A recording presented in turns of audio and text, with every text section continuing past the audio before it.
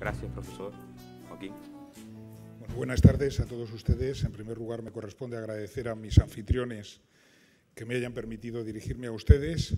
pero mi agradecimiento hoy tiene que ser más amplio porque, además, lo hago en compañía de tan gratos compañeros, pero sí querría, claro, no tengo más remedio de decir que para mí la presencia de José Luis San Pedro aquí a mi lado es estimulante y es emocionante. Es emocionante porque José Luis San Pedro fue profesor mío, es una persona que me ha enseñado mucho. Sabe más que yo. No. Es una persona que me ha enseñado mucho de economía, mucho de literatura y mucho más de la vida. Y sigue haciéndolo como lo hace hoy, expresándose seguramente con una libertad que los demás no tenemos para expresarnos y con ese compromiso que sigue manteniendo, ¿no? Bueno, yo voy a hacer una intervención quizá complementaria con la de José Luis, es decir, para empezar me gustaría contar un poco qué es lo que está ocurriendo hasta ahora o qué es lo que está ocurriendo hasta ahora mismo en el mundo y en África, y para eso pues he seguido la metodología o la analogía con lo de la célebre escalera del desarrollo que creó el economista americano Jeffrey Sachs. Ustedes saben que existe una escalera con 4 escalones que representa el desarrollo. En el escalón más bajo pues hay alrededor de 1.000 millones de personas, es decir, la sexta parte de la humanidad, que son gente que le cuesta ascender a ese primer peldaño de la escalera, que son lo que denominamos pobres extremos o pobres de solemnidad, que en muchos casos se hallan suficientemente enfermos, están hambrientos y tienen muchas necesidades, insisto, para subir ese escalón. Todos ellos, o la inmensa mayoría de ellos, viven en países en vías de desarrollo, porque en los países ricos pues hay pobreza, pero la pobreza es relativa, tiene otras características, no se trata casi nunca de pobreza extrema,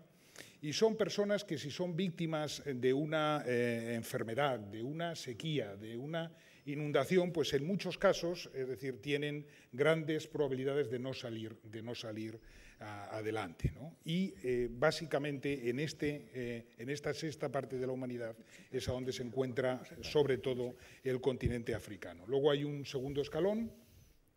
que está compuesto alrededor de 1.500 millones de personas, que son las personas de rentas bajas, que son las personas pobres, aunque no son pobres de solemnidad, muchos de ellos viven por encima de la mera subsistencia.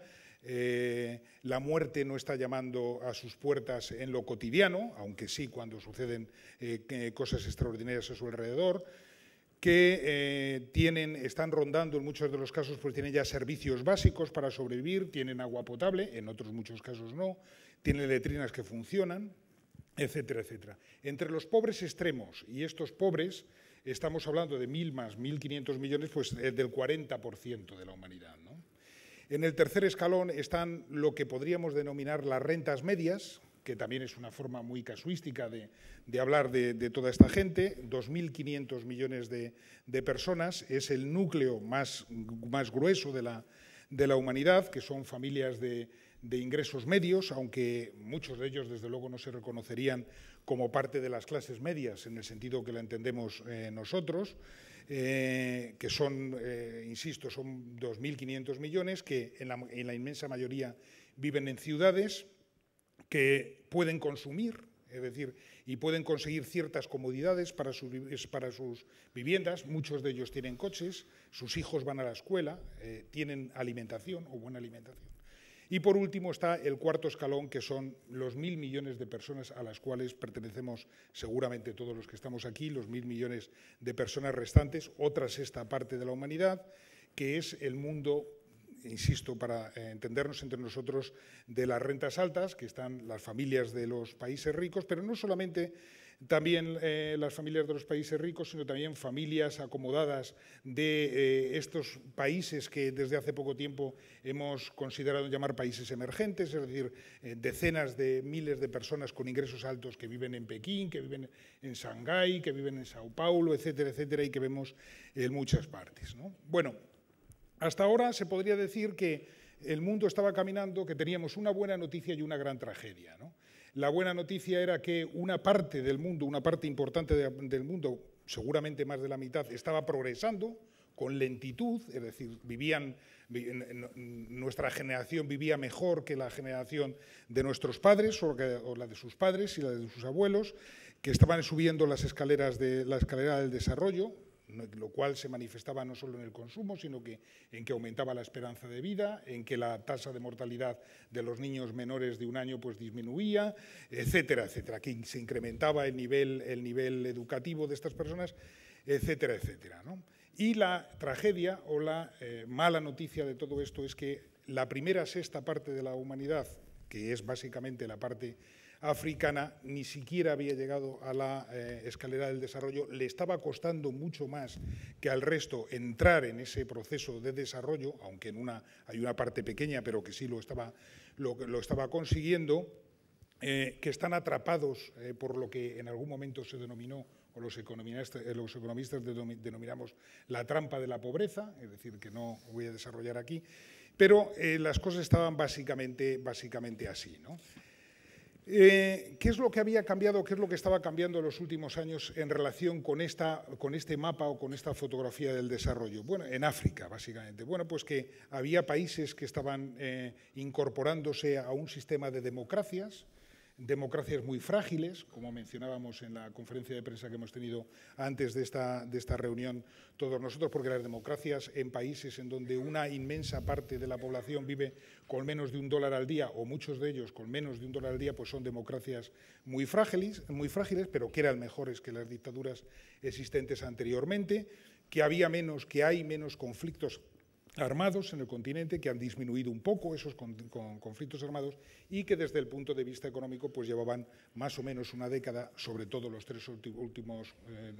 3 o 4 años, pues creciendo bastante, creciendo su Producto Interior Bruto, creciendo por encima, por ejemplo, del 6% como media, que es un porcentaje alto para su historia, pero claro, todo esto tiene 2 limitaciones muy importantes. Primero, la extrema lentitud con la que están sucediendo estos cambios, y en segundo lugar, pues que a pesar de este crecimiento hay otras zonas del planeta competidoras del continente africano, como es China, como es India y como son los llamados países emergentes, pues que están creciendo por encima de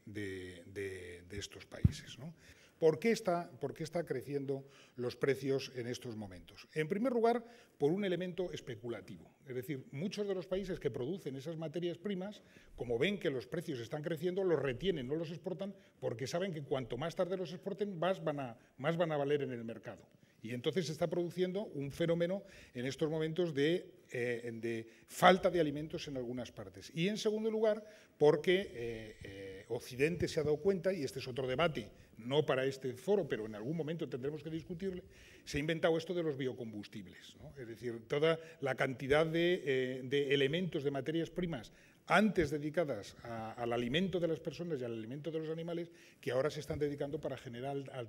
energías alternativas al petróleo, al precio que está el petróleo. Entonces, por una parte, es decir, estamos viviendo un problema de oferta, es decir, hay menos alimentos. Hay menos alimentos también porque estamos padeciendo ya los efectos del cambio climático y estamos viendo cómo llegan las sequías y las inundaciones. Y por otra parte hay un exceso de demanda. Se han incorporado a nuestro mundo, al mundo de los consumidores, todos esos miles de chinos y de indios y de países emergentes que compiten con nosotros en la necesidad de esos alimentos. No sé si ustedes han leído con detenimiento las informaciones de las asambleas del Fondo Monetario Internacional y del Banco Mundial que se han celebrado este fin de semana en Washington. Es muy interesante oír el cambio de lenguaje de estas instituciones que hasta hace muy poco tiempo solo se preocupaban de la ortodoxia financiera del sistema, que funcionase bien la macroeconomía. Pues bien, el director gerente del Fondo Monetario Internacional, el socialista francés Dominique Strauss-Kahn, el pasado domingo en Washington dijo, exactamente o textualmente, los incrementos de los precios alimentarios han eliminado de un plumazo los avances en la lucha contra la pobreza contenidos en los objetivos del milenio de la ONU del año 2000. Hemos retrocedido 7 años en apenas unos meses. 37 países del mundo, la mayor parte de esos países africanos, están afectados de esta crisis. Entonces, si a los problemas estructurales que tiene África le unimos este problema por ahora coyuntural, ya veremos si es coyuntural, es estructural o cómo se desarrolle, combinamos en que, y con esto sí que terminaría mi intervención, en que yo me siento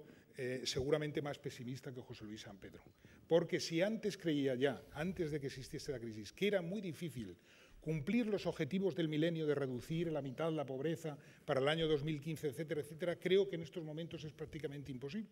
Y además siempre me he preguntado qué hacemos con la otra mitad de la gente que no va a cumplir nunca los objetivos del milenio, porque antes se decía que se reduzca la pobreza a la mitad en el mundo. ¿Y la otra mitad? Es decir, ¿qué hacemos con la otra mitad? Bueno, yo creo que la única perspectiva positiva de esto que está ocurriendo es que relanza el debate